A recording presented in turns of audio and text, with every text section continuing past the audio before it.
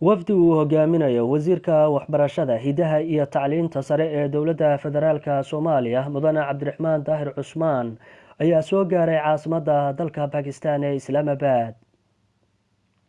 wafdigan ayaa kulamo la qaatay qaar ka mid ah madaxda dalka Pakistan waxayna sidoo kale Pakistan uga qayb galayaan shirar caalami ah iyagoo ka wada hadlaya xiriirka u dhaxeeya Pakistan iyo Soomaaliya gaar ahaan iskaashiga dhanka waxbarashada. wasiirka waxbarashada ayaa maanta la kulmay madaxda laanta tacliinta sare ee dowladda Pakistan waxayna ka wada hadleen iskaashiga xagga waxbarashada. laanta tacliinta sare ee Pakistan ayaa waxa ay tahay mid muhiim u ah ardayda Soomaaliyeed ee wax ka barta Pakistan iyo sidoo kale guud ahaan ardayda Soomaaliyeed ee doonaya inay wax ka bartaan Pakistan. laanta tacliinta sare ee dowladda Pakistan iyo wafdiga uu hogaaminayo wasiirka waxbarashada ee dowladda federaalka ayaa ugu dambeyntii gaaray safgarad waxayna halkaa ku kala saxiixdeen heshiiskan ay gaareen labada dhinac oo ay goobjoog ka ahayd safiirka Soomaaliya u fadhida Pakistan Marwo Khadija Maxamed Al-Makhzumi ayaa waxa uu yahay mid labada dal badan u ah. gabagabadii shirka ayaa waxaan la kulmay wasiirka waxaana ugu horeyn weydiiyay bal inuu nooga warramo socdaalka uu ku joogo dalkan Pakistan iyo waxa uu ku saabsan yahay. aad u mahadsan tahay.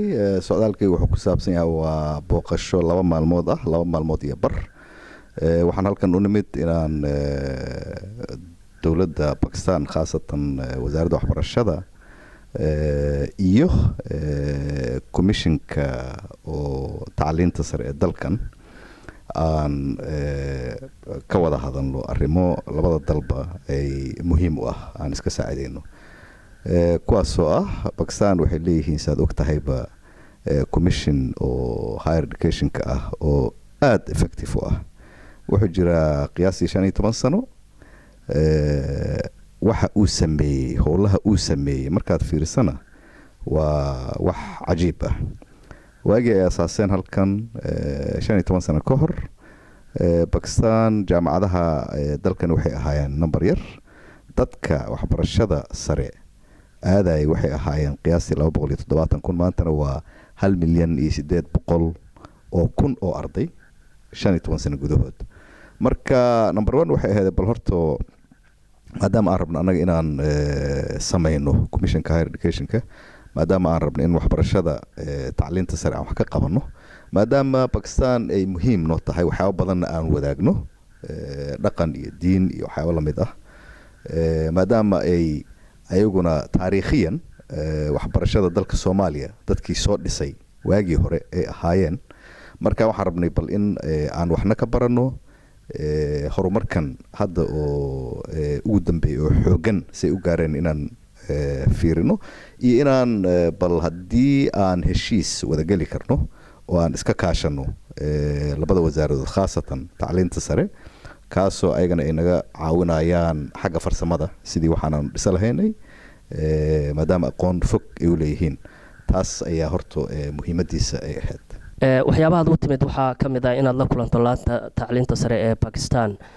maanta ayaad kulan la qaadatay waxaana la soconnaa higher educationka ama laanta tacliinta sare ee Pakistan inay tahay meelaha scholarshipyada Pakistan laga bixiyo. marka waxyaabaha aad ka wada hadasheen ama aad isla garateen ugu dambeyntii maxaa ka mid ah haddii hal iyo laba aad nooga sheegtay? waxaan isla gaarnay horta dhowr qodob. guud ahaan waxaan isku raacnay in labada hay-adood wasaaradda waxbarashada iyo komishinka tacliinta sare ee dalka Pakistan ay samaystaan heshiis isfahan kaasoo ay isa saacidayaan khaasatan ayaga ay naga saacidayaan xagga farsamada sidii aan u dhisan lahaynay commission oo tacliinta sare ah in ay naga saacidayaan sidii tacliinta sare ee dalka Soomaaliya systemkeeda ay noola hagaaji lahaayeen ay si fiican nooga saacidi lahaayeen sidii ma arkaysa tayada waxbarashada khaasatan xagga tacliinta sare ayadana ay farsamooyinkii aan u control lahaynay tayada waxbarashada jaamacadaha dalka iyo guud ahaan tacliinta sareba ayadana ay nooga saacidi lahaayeen. iyo ta ugu dambayso ah in waxyaabo kale intoo fara badan hadday soo baxaana aan iska kaashan karno. marka heshiis noocaas ku saabsan ayuu maanta ahaa kan aan si fiican aan uga wada hadalnay oo aan wada saxiixanayna. bakistan waxay ka mid tahay wadamada deeqda waxbarasho siiya ardayda soomaaliyeed. deeqda waxbarasho waxay soo bilaabatay xilligii dowladii militariga Soomaaliya, mana hayno ilaa iyo haatan wax cusboonaysiin ah oo lagu sameeyay. jadwalka ma kugu jirtaa inaad arinta waxbarashada ama gaar ahaan deeqda waxbarashada aad kala hadasho Pakistan? waa dhabha tani waaba muhiimada weyn oo qayb ka mid ah socdaalkayga. waxaa jira heshiis dowladda Pakistan iyo dowladii Soomaalida ay sameysteen horaantii 700-meeyadii kaasoo ma arkaysa heshiis weyn ah, laakiin deeqda waxbarashada ay haddana qayb weyn ka tahay oo Pakistan in ay dalka Soomaaliya siinayso. waagaas ayaa heshiiska sida uu leeyahay ilaa iyo 6 arday oo Soomaaliha inay ku baran karaan dalka Pakistan 2 majaal, taasoo kale ah caafimaadka iyo engineeringka, taasoo waagaas loo arkay in labadaas subject Soomaalida baahi weyn ay u qabtay. marka waxaan asna aan balansanahay berito wasiirka tacliinta sare oo aan arintaas rabnaa inaan ka wada hadalno. aan ka wada hadlaynaa nambarka deeqaha waxbarashada iyo sidii loo kordhin lahaa iyo sidii aan dib ugu eegi lahaynay waxyaabaha dalka Soomaaliya u baahan yahay maanta oo labadaas kaliya aan ahayn aan ugu soo dari lahaynay. marka taas Britain aan u fadhinaa oo kulan weyn aan rabnaa inaan ka galno wasiirka tacliinta sare iyo aniga haddii la yiraahdo. qaar ka mid ah ardayda Soomaaliyeed ee ku nool Pakistan cabashooyin ay ka muujinayaan meelaha qaarkood fiisooyinkii oo lagu adkeeyay, laamaha qaar sida hay'adda IBCC la dhaho warqadihii aad ugu adkeysay. caqabadaha noocaasa inaad dowladda Pakistan kala hadashid oo aad bal xalkooda raadsiiso talada kugu jirta? aad u maasantahay. taas waa dhab horto mar walba markii aan meesha nimaadno waan dhageysanaa ardayda iyo ma arkaysa wax ka barata meesha iyo waxyaabaha ay la kulmaan oo caqabaadka ah iyo dhibaatooyinka haysto.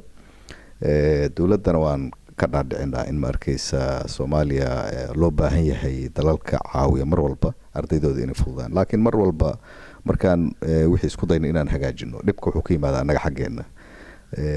mar walba ardayda waxay kusoo galaan siyaabo ma arkaysa aan ahayn sidii loogu talagalay. viisooyin waxay kusoo galaan aan ahayn viisooyinkii loogu talagalay inay wax ku bartaan, halkan gudaha yimaadaan, markaas halkan ka apply gareeyaan ayagoo viisooyin kale oo ma arkaysa meelo kale kasoo galay. shahaadooyinka ay wataan iyo baasaboorada ay ku yimaadaan oo ma arkaysa iswaafaqsan, taasoo tuhun oo soo galayo in waxaan ay yihiin wax ma arkaysa aan sax ahayn. mararka qaarkood way dhacdaa ayagana in ma arkaysa shahaadooyin aan sax ahayn ay la yimaadaan, taasoo aydan caqabad weyn ku keento. marka runtii annaga aad ay noogu adkaataa mararka qaarkood in waxyaabo khalad ah oo aan loogu talagelin ardayduna aysan khalad ugu talagelin, laakiin khaladaad dhaco oo mararka qaarkoodna khaladaad oo keenayo cawaaqib xumo ardayda u keenayo inaan u jeedno aanan u doodi karaynin.